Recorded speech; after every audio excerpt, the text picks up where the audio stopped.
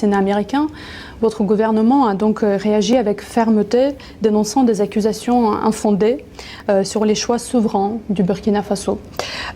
Que répondez-vous à ceux, notamment à Washington, qui continuent de remettre en cause la légitimité de vos partenariats actuels, notamment avec la Russie? Et comment entendez-vous défendre l'image du Burkina Faso sur la scène internationale face à ce type de discours?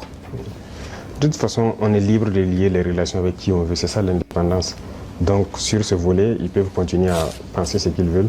Nous irons où nous voulons, voilà, pour peu que ce partenariat puisse être en tout cas mutuellement bénéfique pour chacune des parties.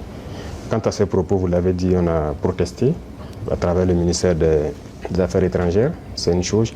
Mais je ne sais pas ce qui s'est passé avec ce général.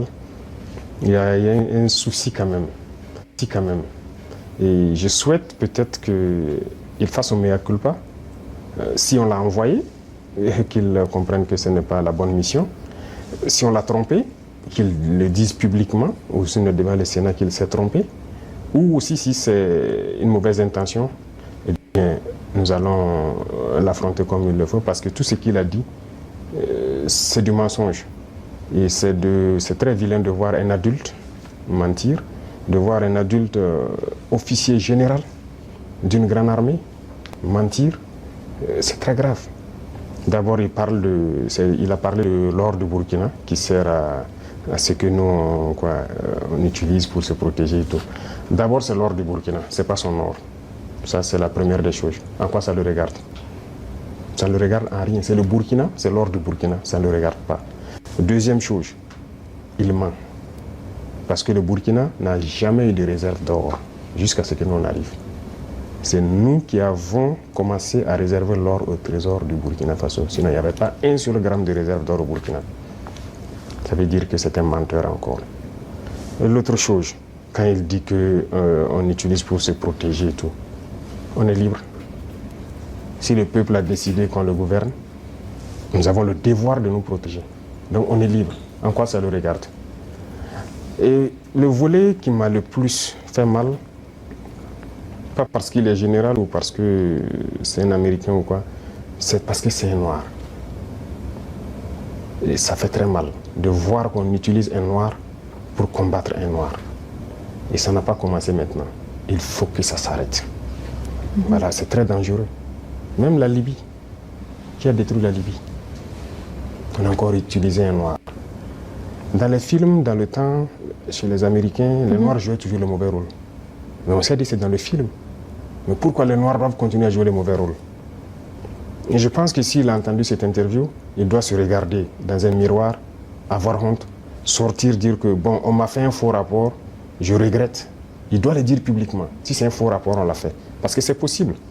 C'est possible qu'on l'ait fait un faux rapport, qu'il sorte dire, parce que vous avez suivi, quand je prends notre voisin, encore, comme je dis entre nous noirs, le ministre de la Défense ivoirien, qui se promène, aller en Turquie, voir le ministre de la Défense turc, et lui dit qu'il ne va nous vendre des armes.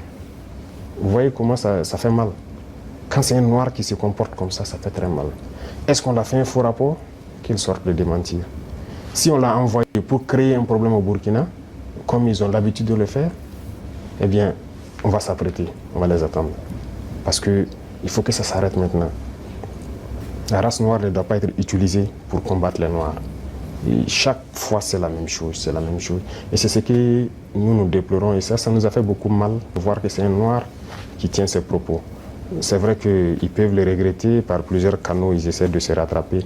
Mais non, ça a été dit publiquement, il faut se rattraper publiquement. Voilà, nous, c'est comme ça. Nous ne sommes plus dans l'hypocrisie diplomatique, comme on aime le dire.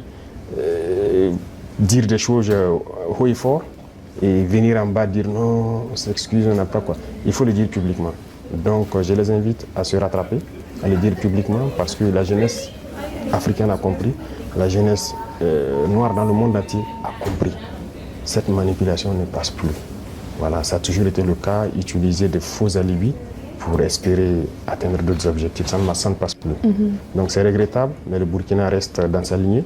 Nous continuerons à nous développer. Et il a oublié de dire tout ce que nous faisons pour le Burkina. Ce que nous faisons, aucun régime ne l'a réalisé. Voilà, le développement socio-économique du Burkina, qui a fait, voilà, nous sommes en train de construire beaucoup de centres de santé, équipés en appareillage, les examens médicaux, et baisser les coûts des examens médicaux. Quel régime a fait pareil? Personne. Nous sommes en train d'agir sur l'agriculture, labourer gratuitement les champs des paysans, notre production a augmenté et tout. Qui l'a fait? Personne. L'armée que nous sommes en train de créer, d'une nouvelle armée, l'armée burkinabé n'a jamais été autant fournie en effectifs, en équipement que maintenant. Qui l'a fait? Aucun régime. En matière d'emploi, aucun régime n'a créé autant d'emplois que nous l'avons fait. L'industrialisation. Peut-être que c'est ça qui les fait mal, qu'ils veulent arrêter, et il faut inventer des mensonges. En tout cas, je les invite à revoir leur copie. Voilà, c'est ce que je peux dire. C'était un gros mensonge et c'est regrettable. Voilà. Votre Excellence, ce soir, vous rencontrez le président Poutine. Pourriez-vous peut-être partager avec nous quel sujet envisagez-vous d'aborder? Peut-être quels accords seront-ils sur la table de négociation? C'est la coopération, en gros, que nous allons aborder. Voilà. Et